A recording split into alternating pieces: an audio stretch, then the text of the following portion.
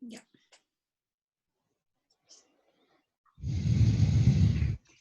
Welcome everybody to this. What we want to do is to introduce a little bit, or give some sense of where we're pointing to for the retreat that Katja and I am going to be doing in Spain in April. And so the purpose of this webinar is both to give a little bit of a flavor of Katja and I and the kind of way we work, but also to point us towards how we relate to our bodies, which is the topic of the retreat in Spain. And we've called it Meet Your Body Afresh, because having a new meeting is having a new relationship. Meeting our bodies in a different way from how we might have habituated to relating to them. Whenever we get some kind of shift, and it can be on a small scale or a big scale, but whenever we have some kind of shift in terms of how we relate to our body, there, in my personal experience, it's beneficial. It's very easy to take the body for granted. It's very easy to have judgments about how the body is functioning. It's very easy to make meaning of the things that the body is doing.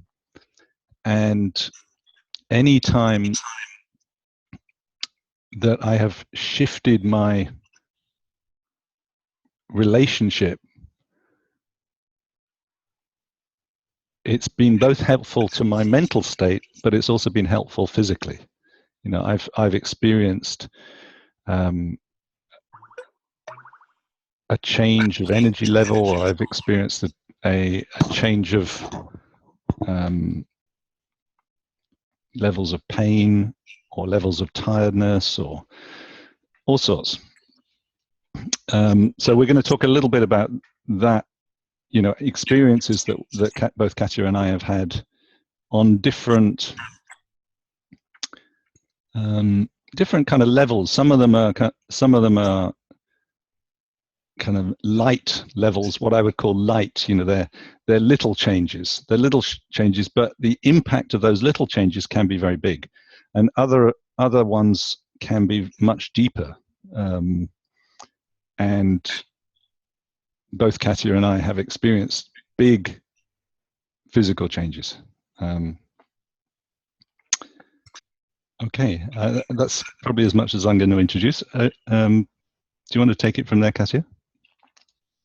Yes, well, when we first came up with the title, I can remember for the retreat, we didn't really, I don't know, I didn't really realize the extent to how much a role that really plays. It was more Mick that came up with that. And then in the following, there was lots of little stories, and Mick and I, we were talking just yesterday or the day before, yesterday, I think, that there was lots of little stories where in hindsight you can clearly see how the relationship of some body part or a symptom or something changed, and then after the change you could see that there was a relationship. So I started to recognize that relationship more before actually a change happens, if that makes sense. So that when I look at that and I see how do I actually relate to something that's going on in my body, and if I can then see that I could see this in many, many different ways, I open the door to a new change. Because if I become aware that the way I experience something is based on that one thought, that I believe, and that makes it look for me like a certain relationship right now. But well, that opens the door with this understanding that we can have a different experience any moment now, as soon as the thought changes. So I became really curious, and it became a real, nearly a hobby in looking out for how do I actually relate to things. And when we were talking about what we would be sharing today, that will be today, like we called it an interactive webinar. So we'll also sort of do a little bit of an experiment with looking at something within each one of us and seeing how we see things now and see if we can see it differently. So that's one thing. But to sort of illustrate what we mean by that, we thought we would be sharing just a couple of little examples. And for me, what comes to mind is I've shared this before, but it's been a very quick change of relationship, really. When one day, probably in the last summer, I was walking along the beach and I got this stabbing pain in my chest. So it was not a chronic thing, but it was something that was totally new to me that came, and it was very, very painful and very threatening. And my first reaction was, oh my God, this is serious. So in this metaphor of the relationship, this to me looked really serious. And I was walking away from the car along a beach where there was hardly anybody around, and the phone reception is really bad. And so we were walking away from the world, so to say. And my first thought was, I need to turn around and go back to the car just in case this is serious. And then the relationship, or the result of it, was that I was really threatened by it, and I felt at the mercy of it, as if something or somebody was getting to me, right? And then just one moment later, I suddenly thought, well, who says this is serious? Who says?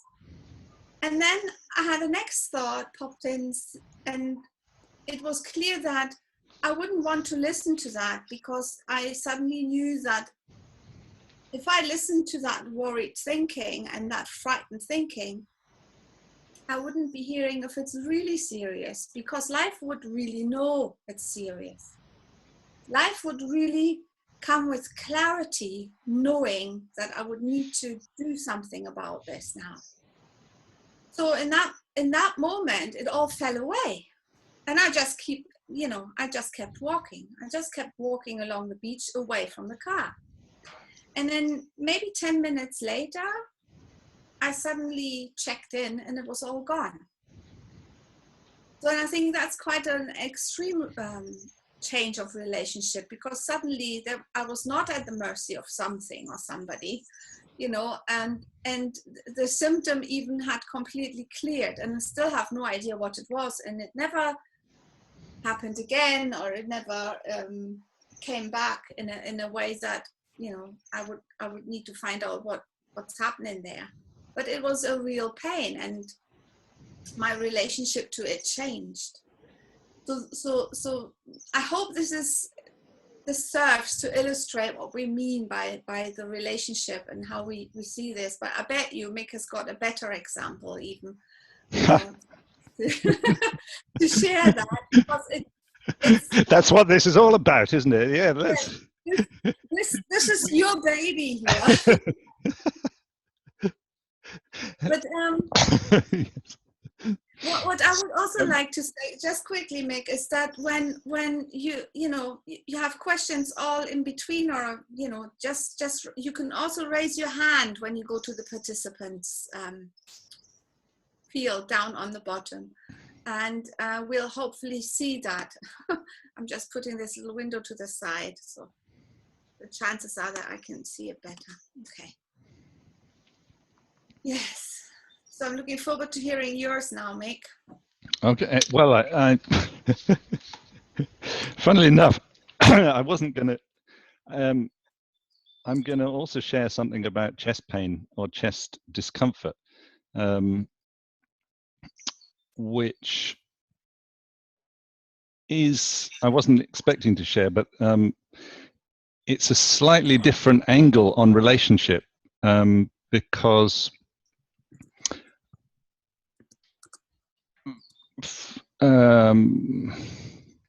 for several years I have woken up in discomfort or lots of thinking or can't get back to sleep, and it's usually been between, well, actually 4:20 was quite a key time I would wake up, and this has been going on for quite a number of years, and it's not every night, but it's I would know that I would be staying awake for an hour or two, and desperately wanting to get back to sleep and so on. And one of the times, after having had some what I would call big glimpses of the three principles understanding, or the nature of how life works, one morning I woke up as per usual and started having some uncomfortable feelings in the chest, and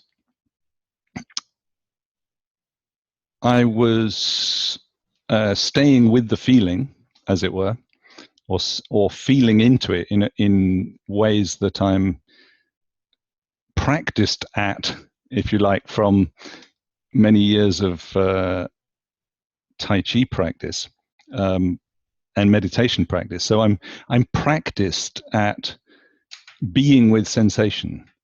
And so this morning I was being with the sensation. You could call it mindfulness or something like that. And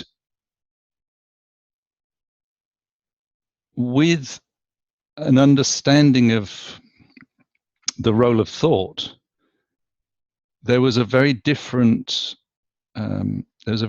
feeling to how I was being, and I was much more aware of specific thoughts coming through. And one of the specific thoughts was, what is the relationship between my chest or my heart and the rest of my body? Because as long as I was being with just my heart, as long as I was, my awareness, my consciousness was resting with the problem,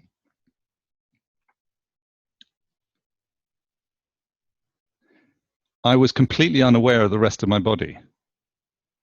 And that thought just came through. How would it be to feel into the relationship between my heart and the rest of the body? And in that moment,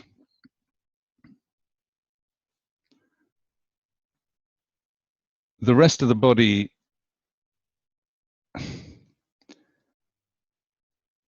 felt, I'm just going to say this how it happened. I know this feels a little bit off track, but what happened was that the rest of the body felt bereft, and it felt that my full attention on the heart was leaving the rest of my body. And if the heart center is, in the Chinese tradition, for instance, the heart is called the emperor, or is the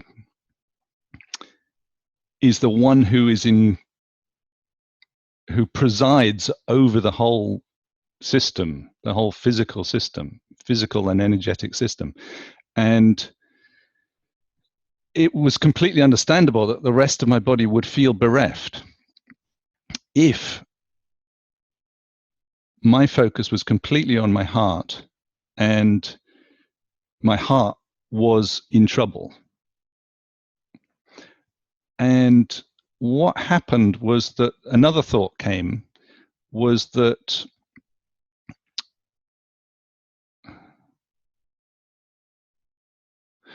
what is the thinking that is creating this feeling in the heart? And in that moment, the heart itself, I could feel that the heart was nervous, was anxious, was insecure.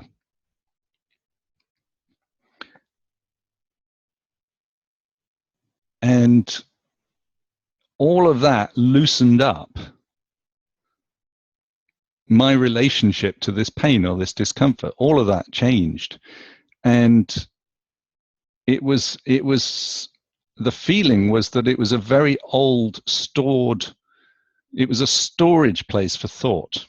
It was a feeling that all of that insecurity was very, very old, and old thinking that had been stored in, I don't know how it does it, but it, stored in them. This is my theory, that memories or thought get stored in the muscle. And in that moment, some recognition or appreciation of insecurity softened the physical heart. Something softened, and the whole body and the heart came into a different relationship with each other, and me with the heart. And in that space,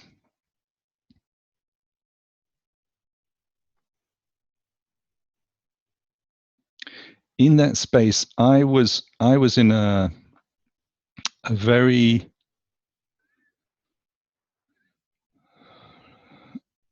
peaceful place of witnessing all of this readjustment or rearrangement of relationship between me and my heart, me and my body in itself, different parts of me. They were all coming into a different relationship to each other.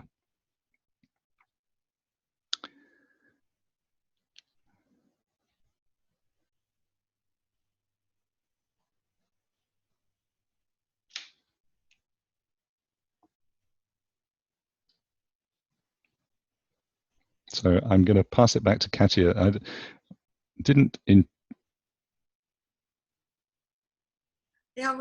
I muted myself because I was answering the chat here, so and then I couldn't get back out again of it. So you're saying more or less that because you became aware of what the relationship was, it really shifted already. It changed in that moment when you became aware what your construct of thinking was around what was going on, right? The attention shifted from something being wrong, so a meaning I had made up from a sensation.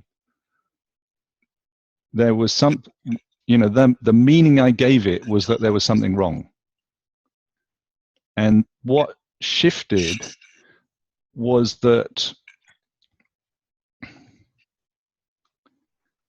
it's just doing its thing. And so my relationship to the wrong softened, and it was my the pattern of thinking that it was wrong was holding something in place which wanted to move. And my experience of it after the fact, and I suppose a little bit during the fact as well, was that the insecurity that was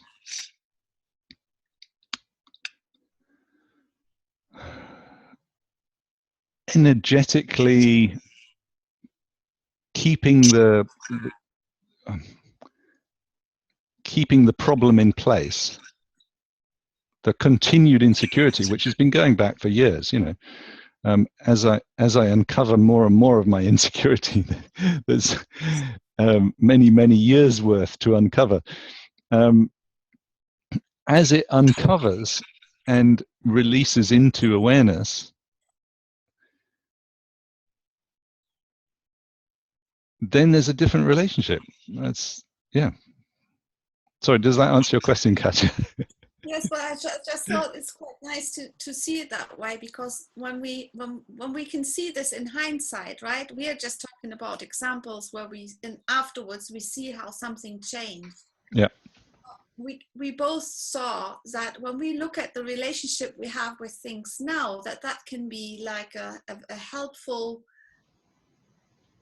I'm not saying this is something to do, right? But it can be helpful to bring light in that, and to sort of really see how we create ourselves a concept of what's going on, and how we relate to something that's going on. For example, my menopause, right? I went through many different types of relationships through that I was having those hot flushes and breaking out in sweats and sweating at night and not sleeping and all this. And I was quite frustrated at times about it. And at the same time, there was water retention going on, and I got all upset about that because my dad had kidney problems, and I was, creating what we do, thinking about things and creating a problem when there is no problem really. But when I suddenly saw that it's a really clever system that the body's sweating more, because that's actually a way of getting rid of the excess liquids, I totally fell into peace with the whole situation, because I suddenly saw how the body and these weird symptoms that I don't like at all, how the body is serving my body by this reaction. And guess what? I was, having much less symptoms. And that was quite amazing. And I saw many different things about that. And so if I struggle with something and I start looking at this, how I think about it and what it means to me, and if I'm just curious and playful with it, without putting myself, it sounds like it's something we have to do, but it's not really, because even the thought to look in that direction is inspired by life. But awareness helps, understanding helps, and when we look at that and start to understand how we relate to things, the chances are that fresh thought can pop in easier. So this is what we really wanted to do. And I'd just like to ask if anybody's got some sort of story that he or she wants to share, or questions for the moment, or is there something that we do before? I would like to sort of try that all of us in our mind pick a certain symptom and then have a look at that relationship. And I hope that at least some of you would like to share with others, so that we can explore together a little bit. So is there anything? And it doesn't have to be a major symptom. No, it could just be it could just be a sensation, or that you wish. I've got one from Renata. I'm going to unmute Renata, I think. Let me see if I can.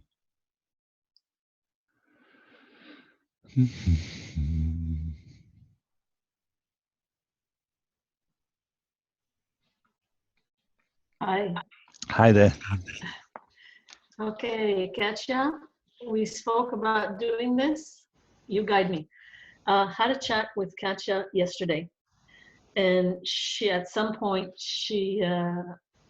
spot on suggested that I consider all the mental thoughts, the construct I was doing regarding my health, which basically went like this in my head. I'm totally wiped out. I have no energy. I have no health. It's always going to be a challenge. It's always going to be a struggle. And something happened when she said that. She spoke about dissolving. And if I have to make up a story to try to explain what happened, because I became empty of words and thoughts. after that. And it was as if holographically within my mind and my body, I went through the whole register of different kinds of experiences I've had, from the benign ones to the more spectacular ones, like going blind one day and having somebody talk me out of it at night, literally. And all of a sudden, I saw it as not a piece of clothing, but like a second skin of thought that I had imposed on my body that was picking up the cues of my thoughts. And basically, if I'm going to think I'm tired, what's like a thermostat, it's going to turn it down. Mm. And it's going to, the energy is not going to go beyond, she's tired and exhausted. Granted, there are physical things I must do.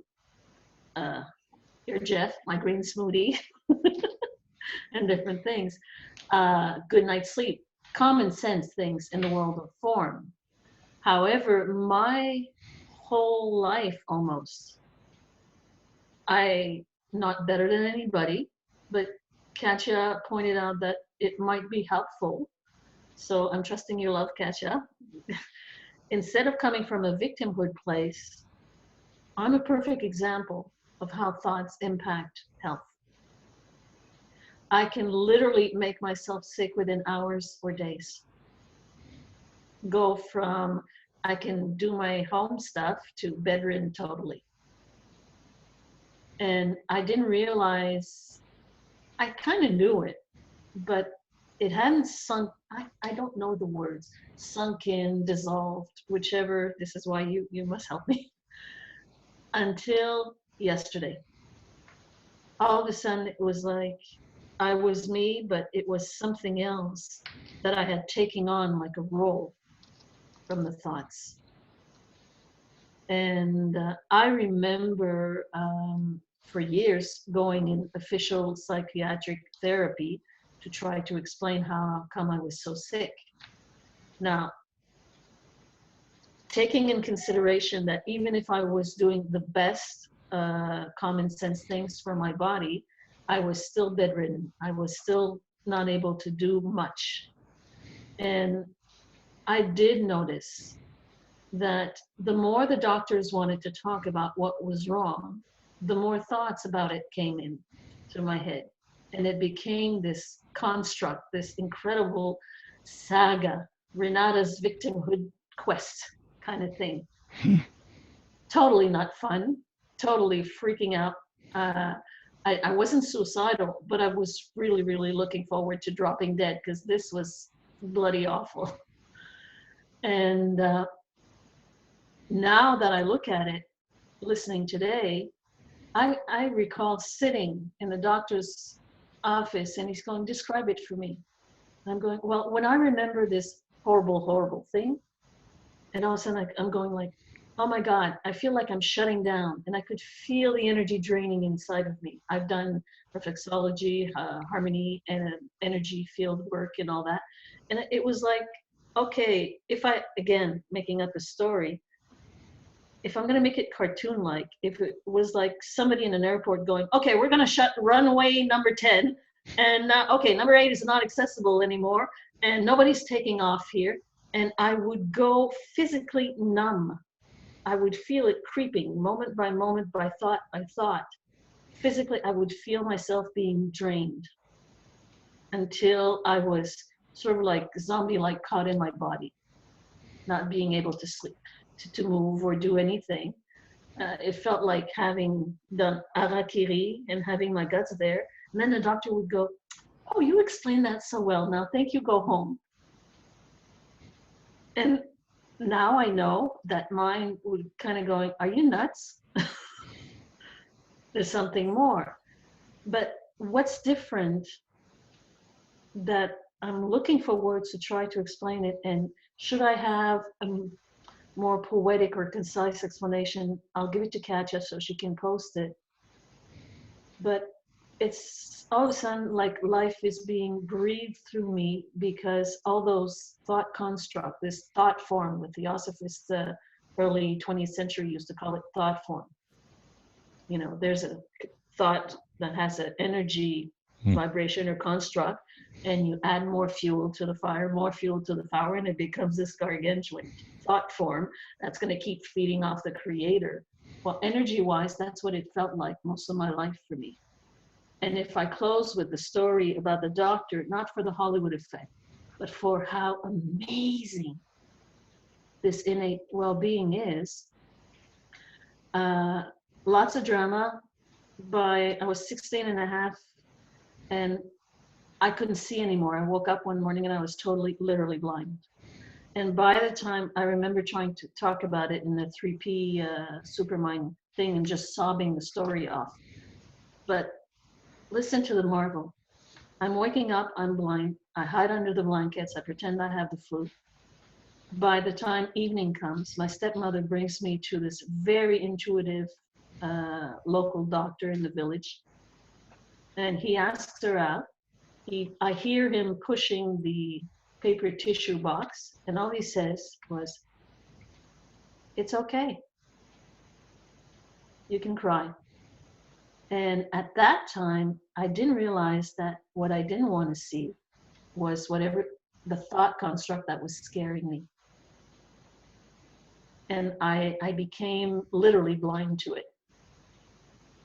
And within moments, he started exuding. The moment I picked up the tissue, he started exuding, telling me about my superpower, about this, how big a burly guy I had to be if I had to hit myself on the head, with a stick or something, and how the optic nerve would inflame and everything in between. Well, some would say, okay, she got distracted from thought, which in effect is good, but he was pointing, remember the little finger, Katja? He was pointing to innate well-being. He didn't know the words. These things did not exist then for him. But it went from total blackness to gray to looking at him. And by the time I was seeing him clearly, the best way I can describe it today is a loving mirror of the universe or mind. And this is what we have, each and every one of us inside. And I can't prove it, but when I decided to improve my health by stopping smoking cigarettes years ago, it took some people about 20-something years, 25 years that I had not smoking a cigarettes to believe me.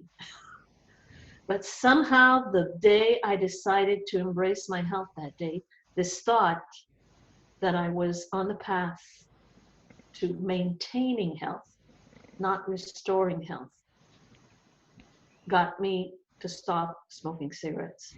And this is the kind of thought that's coming back right now since our conversation yesterday, Katja. It's not about, I listened this morning to the first time we had this impromptu meeting, and I wanted to reclaim it and recreate it and this and this and that. She said, lots of constructs. It's about embracing it or being embraced by it.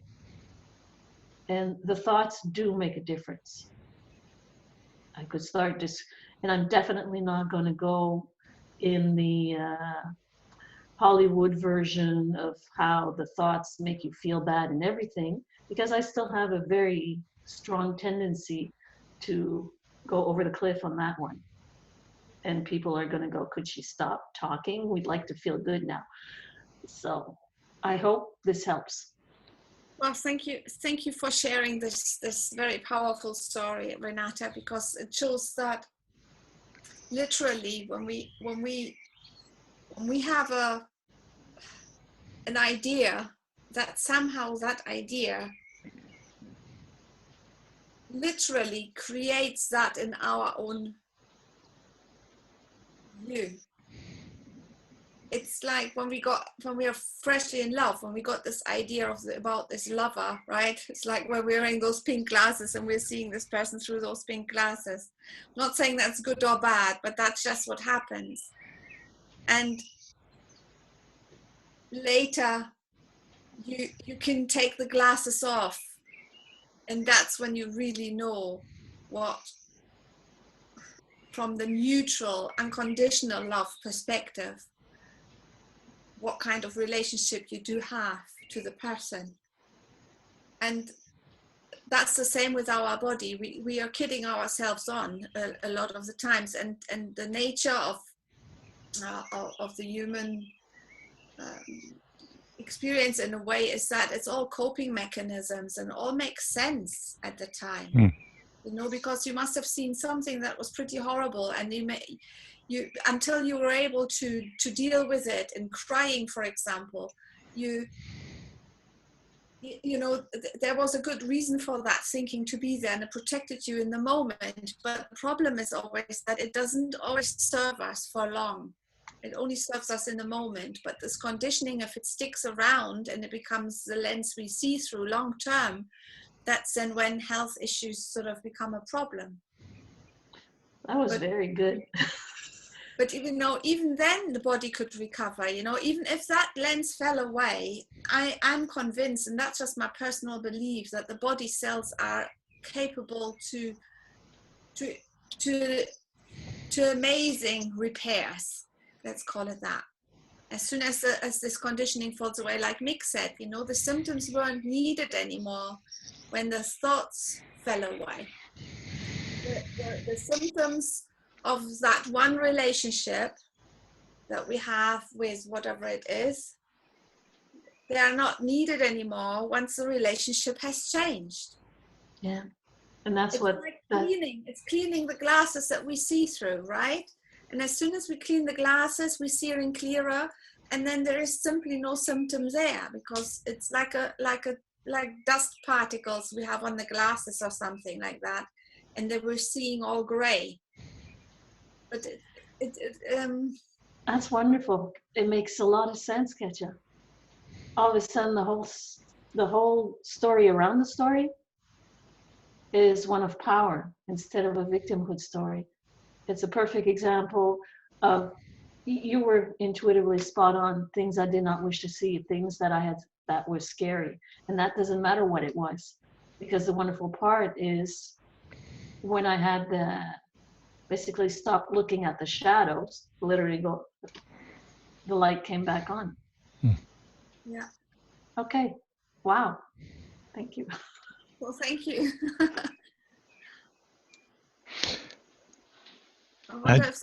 I just thought you described that so beautifully, Renata. Your experience, really, really lovely.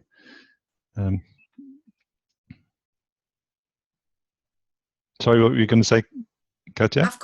I've got a comment here. I just need to quickly read it so that I can maybe read something out. Or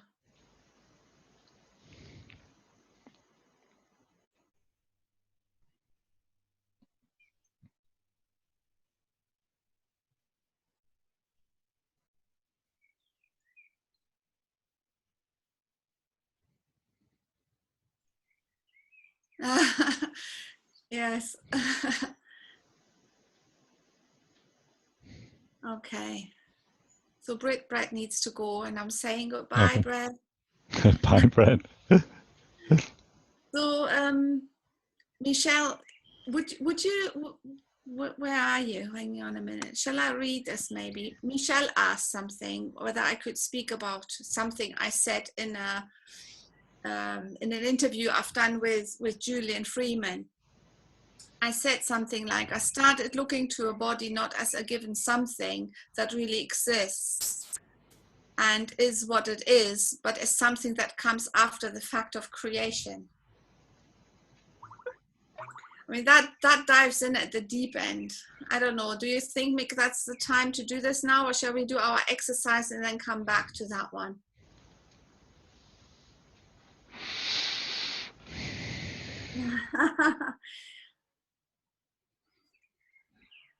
I think we do the exercise. Do the exercise first. Yeah. We come back to that one. Okay. So that's just sit in there for a moment. Well. So if each of us in our mind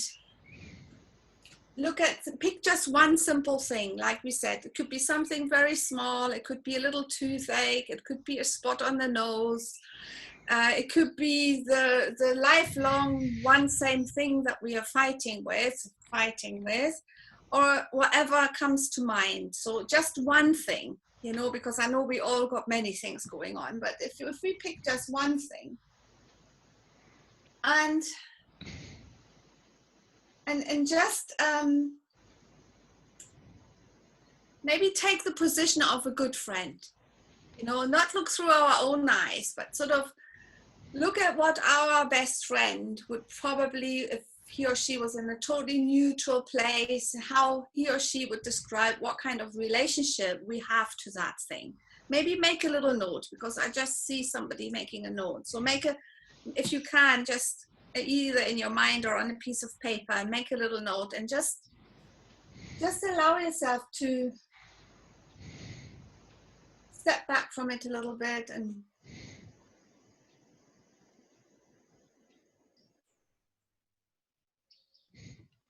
And maybe what kind of language do you use when you think about it? If it is something that's been around a while, what's the kind of language that comes up?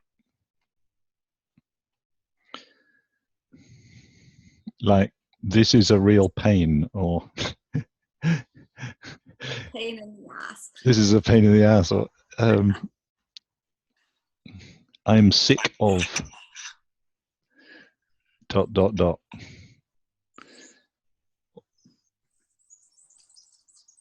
If only. That's a good one. The if only one.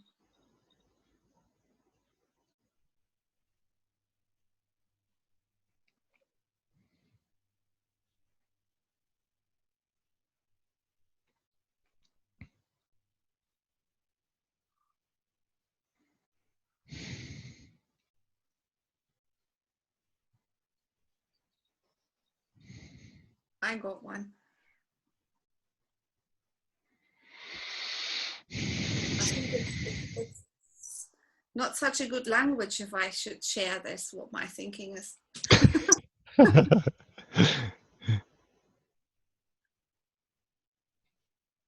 I would probably never say it to a friend.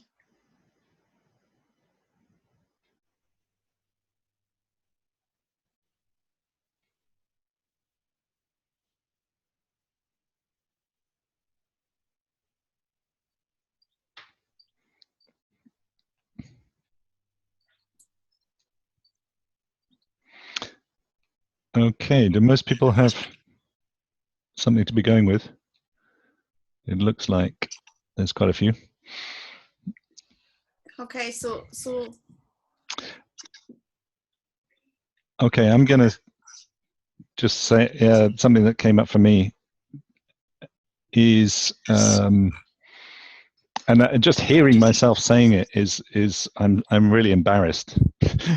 I'm really embarrassed to admit that there is some thinking here about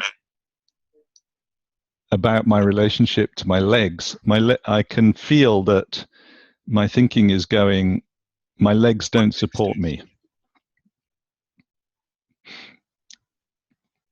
That's my current relationship, which is just completely bonkers.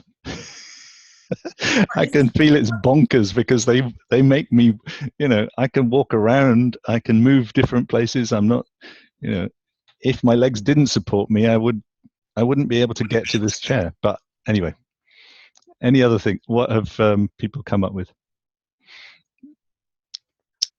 And if anyone just raises their hand, either visibly or with the chat thing at the bottom. Anyone like to share one? Small or large? well, if it's large, Birdie. There's Birdie. Hang on, I'll unmute Birdie if I can find her. Hi, Birdie. Hi there. Hi, everyone. Lovely to see you. Nice to see you too. Thank you for the webinar, both of you. This morning, I was thinking, I'm tired of my body feeling tired.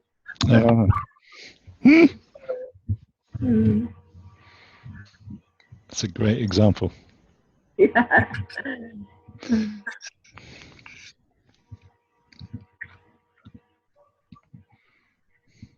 You were saying something about somebody large. You know, with this menopause that I'm sort of got to peace with, but I didn't get to peace with one aspect, and I think that I'm probably a size larger than I want to be or two, and I absolutely hate it. I hate it, and I call myself a fat cow when I look into the mirror. Oh. That's not very helpful. It's not very nice.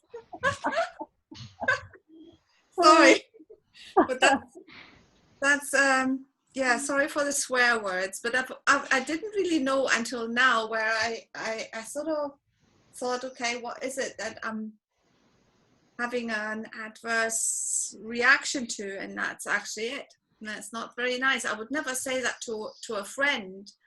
If a friend was the same, I would never even see a difference. That there's you know, hardly any difference to what I was before. And it's just really, really strong language, isn't it? Yeah. Thank you, Birdie. So who else might want to share some?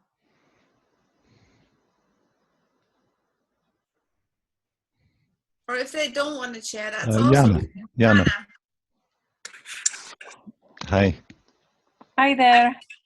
I have been recently suffering from indigestion, and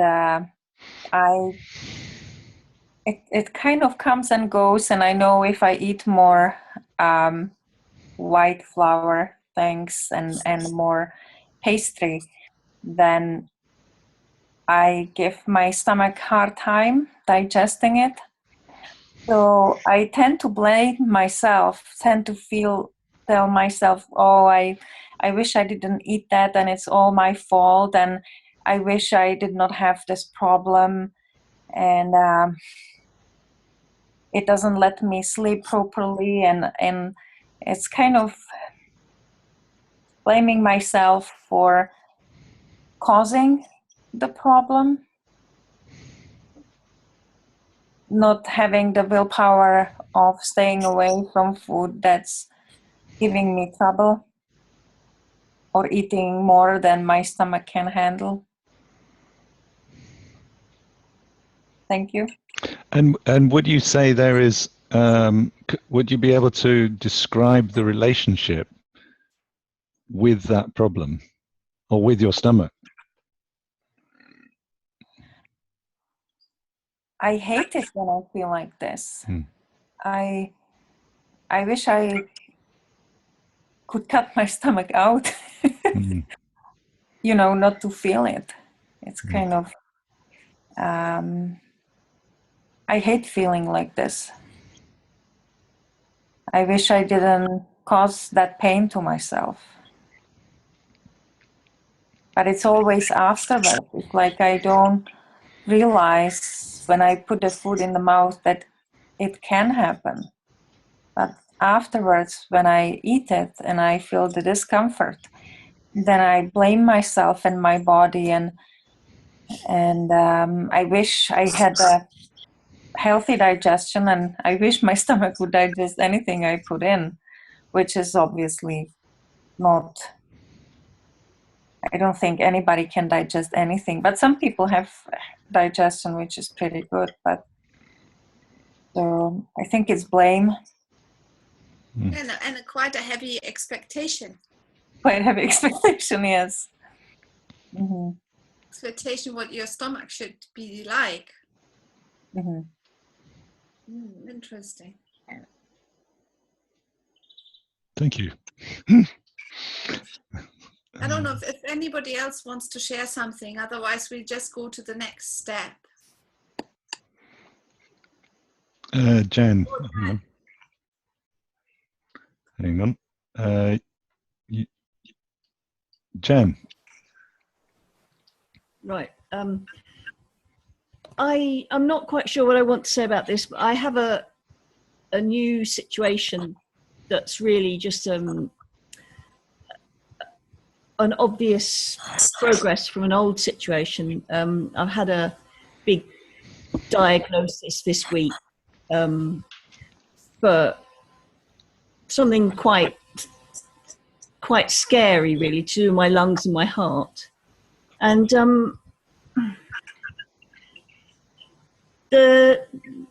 this just now, thinking about it after you spoke, I discovered that I'm not surprised, and I'm not particularly dismayed. In a funny, ridiculous way, I'm sort of relieved, like I've been waiting for it all my life, like as if I've been at some level knowing that I was creating it and hoping that it would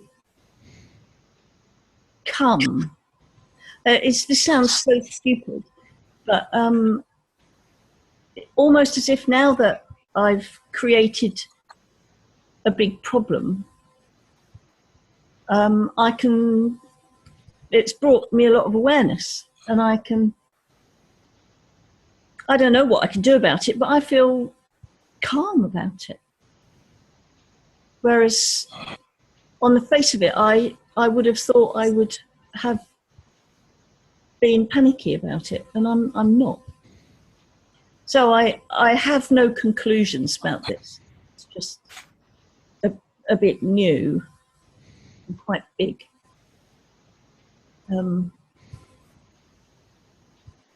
Yeah, it's not a story with an ending. Well, if you described it as a relationship,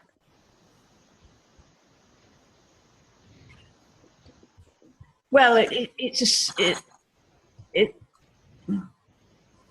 okay, my relationship to the situation. Yeah. Or to your lungs or heart. Sorry, say that again, Mick, because that cut off. I said, or to Jan's lungs or heart. So the relationship to the situation, or Well, to the body, I feel sort of apologetic, but quite optimistic, almost sympathetic.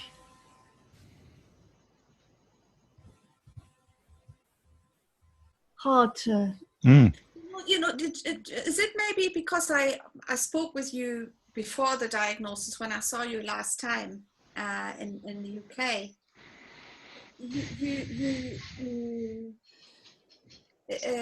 How can I say? You weren't really at peace with your body. I feel you're more at peace with your body now than you were then. Quite. So what's that about? You know, it's But see, this is how it changes. This is exact good example that for some reason now knowing something obviously made you somewhat go to accepting it rather than fighting it, something like that. Yes, and I mean, I also have certain awarenesses about diagnoses. They're two-sided. They make a fixed situation out of one that isn't, but they do shine light on things as well. Well, you know, the funny thing is with diagnosis, in one way they help us because we can stop worrying and then we know what it is and get on with it. And on the other hand side, all the time while you had symptoms, there could have been already a diagnosis, but the diagnosis doesn't give you the feeling of what is happening in the body, but what you're thinking and how you're thinking about it. And some new information can, of course, shift the way you think about it. But then again, the way you're seeing it right now, to me, it looks like it's coming from a more neutral, more a calm place. that means you're somewhat closer to the truth, while before you were like agitated and. I have disliked and abused and stressed my body forever, and in a sort of knowing way, and suddenly I'm not going to do that anymore, even though in a way it seems obvious that now I know there's something wrong with it. I mustn't do it anymore, but don't know how to put it, but it just feels different.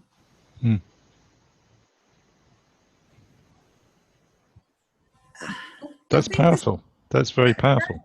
Very powerful, totally. And I think this is the point where it would be really lovely, where we could point out actually it could change again. Well, right? yes. So whatever all of us have in what kind of relationship we have right now to something, and maybe to this example that we picked out now, and some of us shared, some didn't, but all of us have at any time the chance to be looking at it in a different way, because the way we're seeing it right now is only the best way we can see it right now. It's all we know right now, because with the way we are trying to make sense with our little minds, we're trying to make sense of whatever is going on. It's just one possible way of seeing it. And there's infinite of possibilities, but we innocently chose one way of seeing it right now. And we may have been seeing it that way for a long time, so it feels more convincing. Anything that we've done for quite habitually, certainly, my experience is that the things that I've done for longer seem more real, or they seem more how it is. That's how it really is. Yeah, it's a habit, isn't it? It's a habit. It's a habit. It's a habitual thinking. Yeah. And we befriended it, right? We somewhat got used to it and arranged ourselves with this, however we see this, and we relate with it in a way that we would relate to a person we've known for a long time. We just know who they are. We just understand them. We think we know, actually. Yeah. That's the thing, right? That's the trap. We think we have telepathic communication with them, all sorts. Yeah.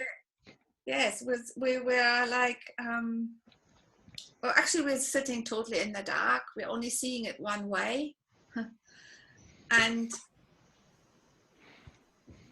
we know nothing really, except what we see in a moment. And actually, when our mood changes, that's the best way of seeing that what we're talking about here is really true, because we see it differently when we're in a really good place, and we don't see it so good when we're in a real low place. But the situation or the symptom or whatever, the belly in my case, hasn't changed, right? And in some cases I still feel sexy and fine, and in some cases I want to hide in bed. So but the belly hasn't changed. So it's not the symptom or the health issue or the diagnosis or whatever we all picked right now as an example that needs to change for us to have a different experience. And it is, for me, that still stays the most powerful way of looking at this, through this understanding of seeing that there's a million and even infinite possibilities how we could see it. So why do we want to keep believing what we're seeing right now?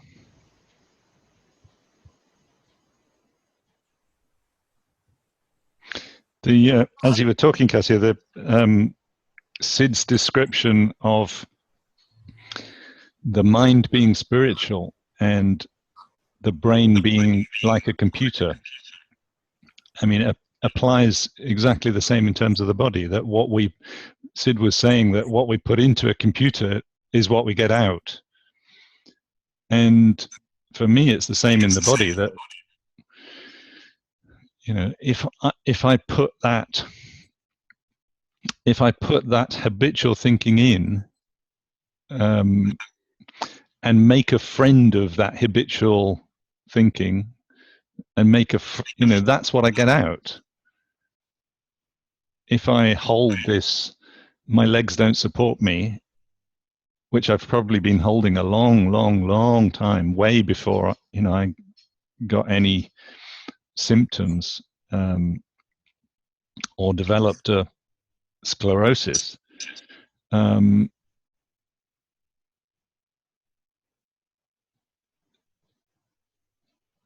Yeah, the body follows my command.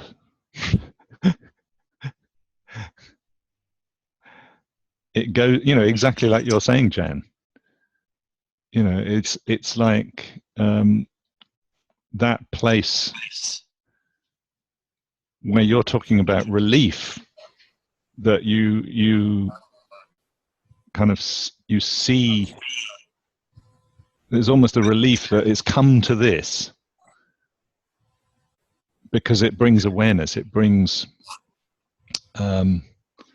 a possibility of a different relationship, I think. And certainly that's what happened when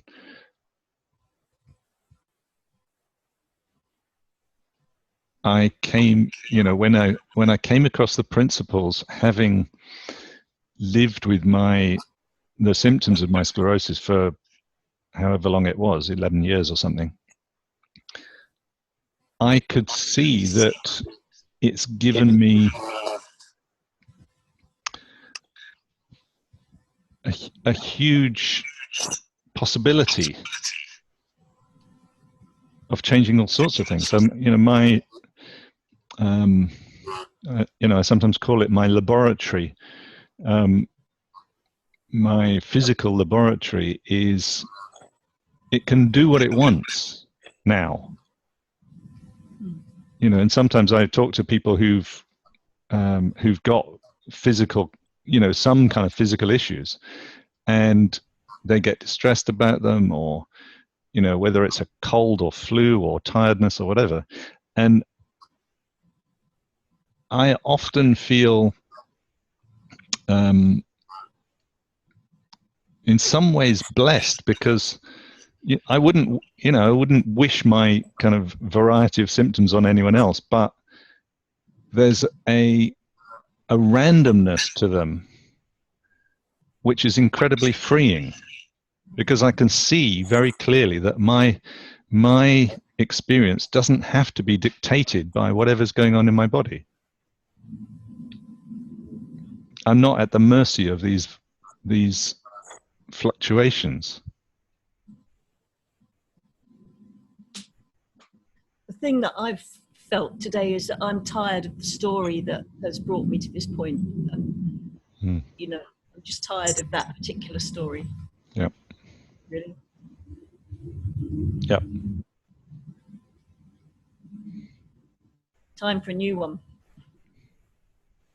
But you know, that opens the door, right? That getting totally fed up with being sick was part of my journey to get better. Because it just didn't make any sense anymore, and I didn't want it anymore. And somewhat it's a door opener, that, right? Because it opens for a new thinking to come in and cleanse off the old, and you automatically get better, and you're gonna.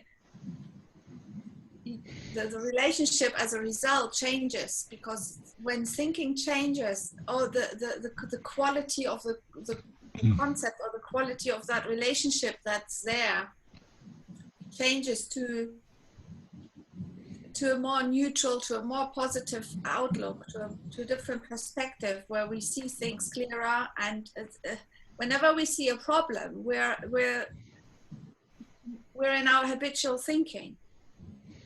we wouldn't see it as a problem when we're with our clear mind. We see it as something that we can learn from, or as a challenge, or in a slightly more positive way.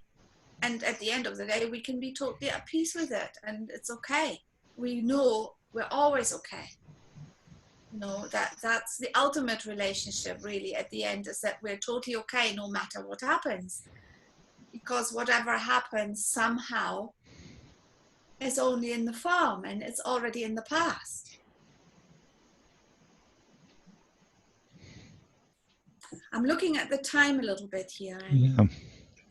And, I think this is just a good point where I could come to what Michelle was writing. I just see Leslie has written something, because Leslie hasn't got a voice today, so I'm just going to read this out. I haven't read it yet.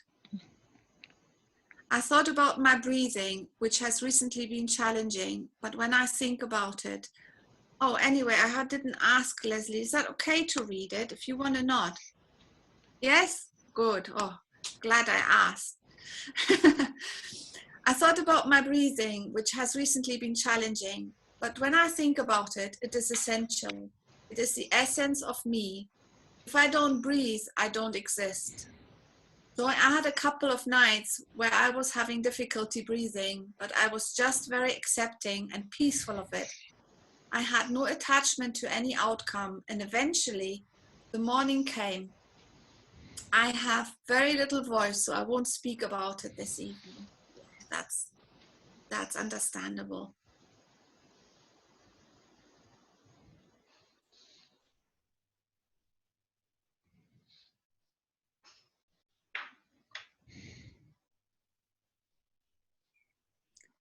I would just it'd be lovely if you could just nod. So your breathing became better because you became more peaceful with the situation?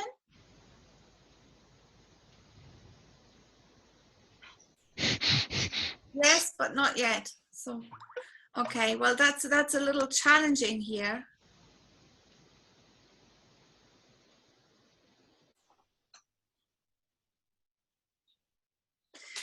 It still fits in with where I wanted to go, right? If we can't breathe anymore on the physical level, like Leslie just wrote, we don't exist. I'm still breathing, she's writing. Thank you. That's a good one. Yes, I'm glad you are. But when on the physical level, right? On the physical level, we're living in this organism. This organism has a certain physical capacity, right? I always say when somebody chops my head off, this concept of Katja, this person and the personality cannot go on in the form like it was, because there's a physical limitation to that the body can survive. But even if the body, and I'm just talking about my body because it sounds it could sound a little challenging, but when my body disappears, nothing's happening. But it's very frightening for my personality to be saying that, because I'm identified with this body. It is who I am. And it's ultimately the strongest or the most important relationship is with my being, what it means and who I really am. And when we can realize step by step in all those little stories that we have around our body, that all those stories coming from mind, thought, and consciousness, and their creation. Now I'm coming to Michelle's question. The body is a creation that lies in the past. It has already been created, and everything that happens within that body is not as real as we think it is. So if Leslie, for example, describes that this breathing problem is very threatening, there's moments, I'm sure, where she's at peace with it and everything's totally okay. And then when the sense of me wakes up again, then it's not so okay, because it's threatened. Because the person and the personality depends on whether the body is still breathing. And so we're always going in and out of this. We're going in into where the story, where the relationship matters, but we can fall out of that, and we're falling into this ultimate relationship where there's no change required neither, because that's what I woke up with on the Saturday morning as probably the biggest insight I had about the body, was that I woke up knowing that there's even no words to describe it, but I just knew that it didn't make any sense wanting to change something that doesn't exist in the first place. And as all my troubles fell away when I saw that, and it was a split second where I felt it. And the miracle was that all my problems and all the worries and everything that I had going on, not just with my body, but also in my relationship and with other subjects, everything completely cleared. It totally wiped the slate clean of everything that mattered in that moment. And then I had this lovely conversation with Mick, and he described something he realized recently, which is very similar, just in a different way.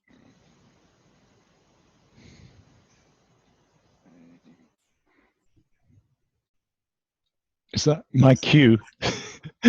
Sorry. Sorry, did you want me to say something about? I can, I can just go back again quickly to the question Michelle asked.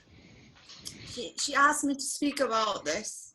When I said in this interview, I started looking to a body not as a given something that really exists and is what it is, but as something that comes after the fact of creation.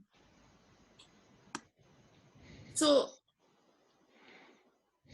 the body is a result. It's like a burnt cookie. I don't know. I think many of you might know this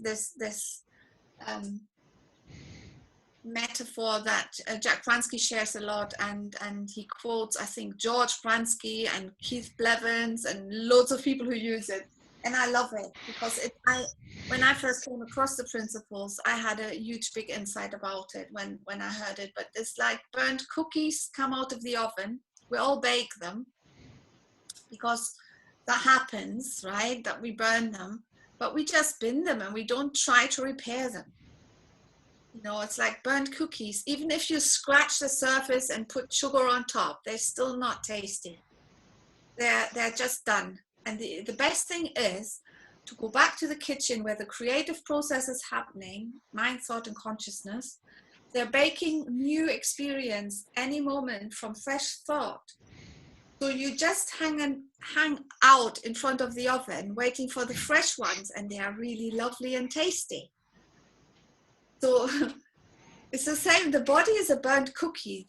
In this metaphor, it just doesn't make any sense to me anymore to go back to something where the creative process is already finished. Because as soon as I speak, as soon as I open my mouth, as soon as I have seen something, as soon as I have perceived something, as soon as I have felt something in my body, it's past the fact. It's done. It's burned. Or even the nice things, which aren't burnt. They're also after the fact. Even the good feelings. Done. It's just enjoy it and move on. Just live. But it's so easy to focus on the burnt bits. So easy to focus on the bits that are apparently wrong. And not appreciate the cookies that are really tasty. So it's baked, not necessarily burned. Yes. So yeah, it's your turn now, Mick. Well, how are we doing? How are people doing? How have you got more things you would like to share or ask, or is there any other question? Lawrence did have a question from the beginning, and do you still have that question, Lawrence?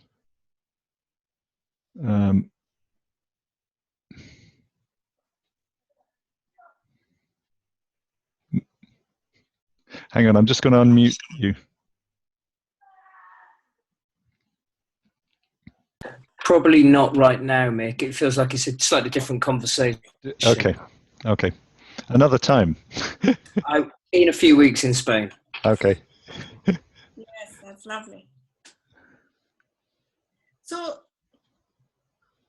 I don't know. I don't know. Is anybody wanting to look at how their perspective on the example that we took earlier, how that has maybe already loosened up a little bit? Is there something that sneaked in in the form of a new thought that somebody would like to share?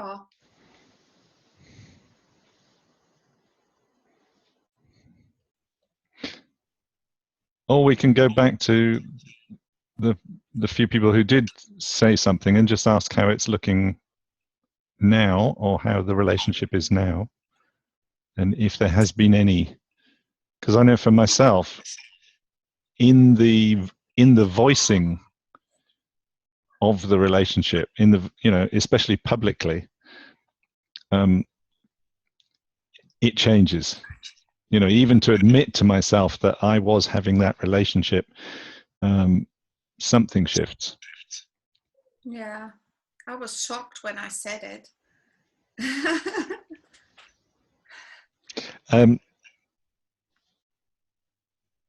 So can I go back to someone? Can I go back to you, Jana? Is that okay? Birdie is gone. Jana. Sorry, I unmuted myself and you unmuted me, so I was muted and unmuted. Sorry. Okay. What I realized while you were talking, Mick and Katja, I sensed that I felt I am entitled to a healthy body. A strong sense of entitlement I felt, and I realize it's not only to my body, but also in other relationships. So this was quite a revelation to me to understand that I have these high expectations about my body, how it should look, how it should perform, how it should be working, and if I take good care of it, then it makes me angry that it's not performing well. So I feel like I've been bossing my body around and being, angry with it when it was not performing well. So while on the other hand, sometimes I would feel a victim to a discomfort felt in my body or any disease that would come around, and I would hate it then, because that sense of control is gone when you are unwell. It feels like the disease is possessing me, and it has control over how I feel and what I can do. So it's kind of two sides, the entitlement and the victimhood. So I will be sitting with it and see. It's already softer than it was It before. sounds, yeah. It sounds much softer. Yeah. So yeah, that's nice. That, and if you probably look in this direct, keep looking there while you don't really focus on it, but allow that to shift, right? Rather than doing something, because we can't do this, right? And this is probably a good place to say this. You can't do this, can't do a change of thought, you know, but it's more likely to happen when we open up to the possibility that there is a different way of seeing it. And always again, that was the biggie, that in the last meeting when we tried to have this webinar last time, and at the end we were just having this fascinating, beautiful conversation. I totally saw how this is an open end, that it can change to the better. There's always more possibility, always more and more. It never ends. It doesn't matter how good it is already, you know. And if we're down in the dumps, that's really hopeful, because every little tiny little shift that we have is not the last one. Is always more possible. And what I got from that meeting was again that thing of navigating, you know, that Sid has mentioned, navigating by the feeling. And we can't, as Katja is saying, we can't do it, but we can be aware of the feeling. So we can be aware of whether the feeling is towards tightening or constriction or insecurity or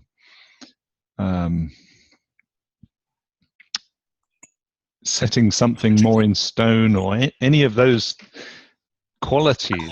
And we can notice when it moves towards softness or openness or peacefulness, or, you know, it's like that, the rudder has a, whenever I go more towards softness, that feels good to me. It feels like I'm going in the right direction. And whenever I go towards panic or urgency is a big one for me. If something is urgent, then I know I'm going in the wrong direction. Because urgency, you know, for me is like, where does that come from? What time does the universe have in mind? I mean, I have time in mind. You know, it's like, it's got to be done by this time. You know, I've only got so many years to live, and, you know, I've got to sort this one out before I die. And it's just like, you know, anyway, so for me, the feeling is very important. Yeah.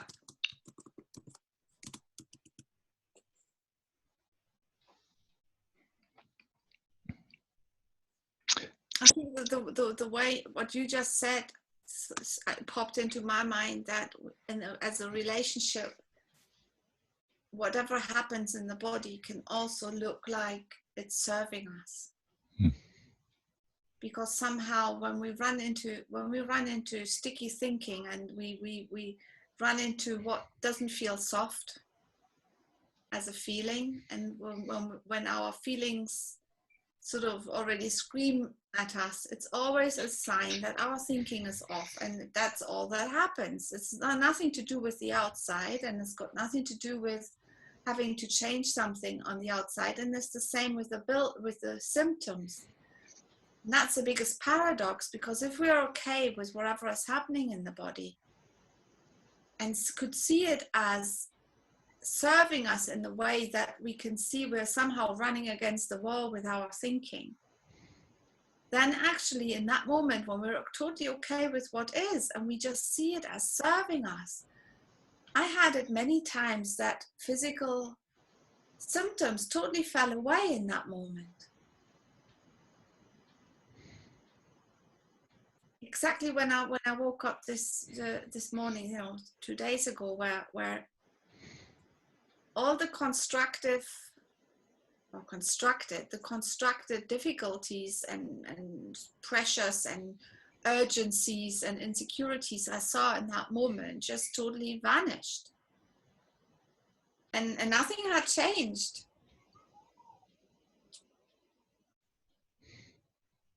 So there's always hope in that.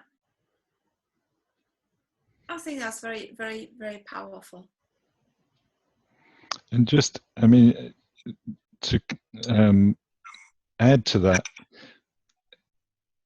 for me, recently I've been having some thoughts about, my relationship with others, other friends and so on.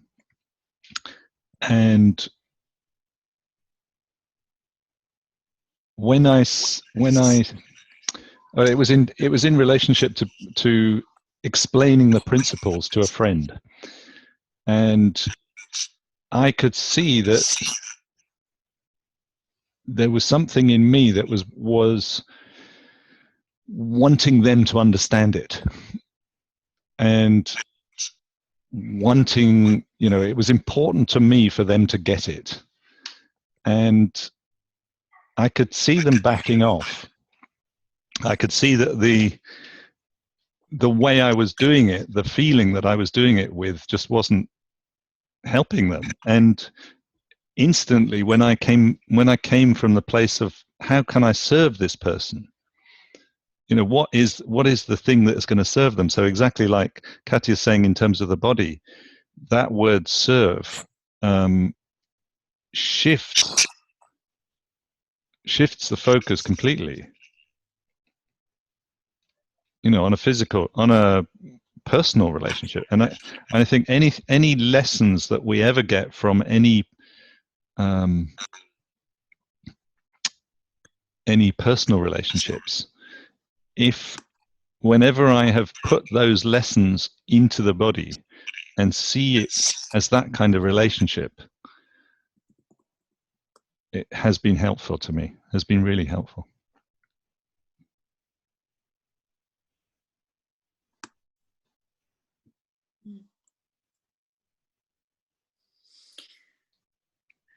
So we're at hour and a half.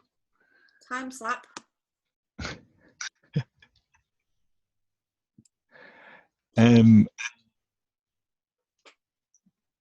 Does anyone want any last words? Because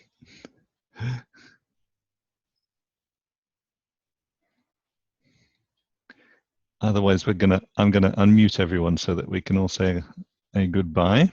And I really hope that there was some useful things in there for people. So everyone is unmuted. Thank you. Bye. Thank you. Thank you very much. Thank you. Thank you for being here. Thank you, everyone. Thank you. Thank you. Bye bye.